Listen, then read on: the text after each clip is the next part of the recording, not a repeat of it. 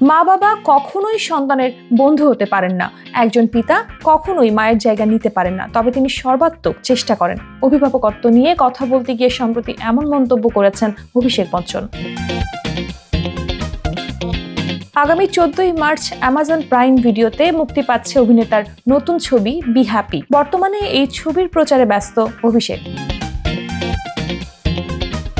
প্রচারের সময় ছবি নিয়ে কথা বলতে গিয়ে তিনি মা বাবা ও সন্তানের সম্পর্ক নিয়ে কথা বলেছেন। সম্প্রতি ফিভার FM এ দেয়া এক সাক্ষাৎকারে অভিষেক বচ্চন ছবির প্রসঙ্গে কথা বলতে গিয়ে বলেন, অনেক সময় আমরা ভুলে যাই যে একজন পিতা কি ধরনের পরিস্থিতির মধ্যে দিয়ে যান। আমার মনে হয় পুরুষরা তাদের আবেগ প্রকাশ করতে পারেন না, এটাই তাদের একটা বড় সমস্যা। আমাদের মনে হয় শুধু চুপচাপ দায়িত্ব পালন করতে হবে এবং এগিয়ে যেতে হবে।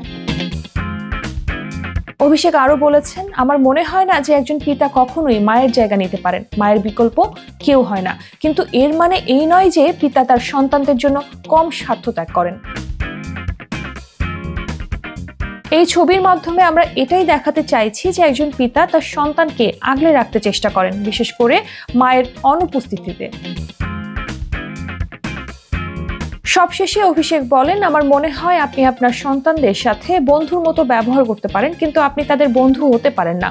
আপনি তাদের বাবা মা, আপনার কাজ হলো তাদের গাইড দেওয়া। যদিও এটা ঠিক যে আপনি তাদের সাথে বন্ধুর মতো ব্যবহার করলে তারা আপনার সাথে নিজেদের বিষয়গুলো শেয়ার করতে দ্বিধা করবে না, তবে বন্ধু ও বাবা মার মধ্যে পার্থক্য বোঝা জরুরি।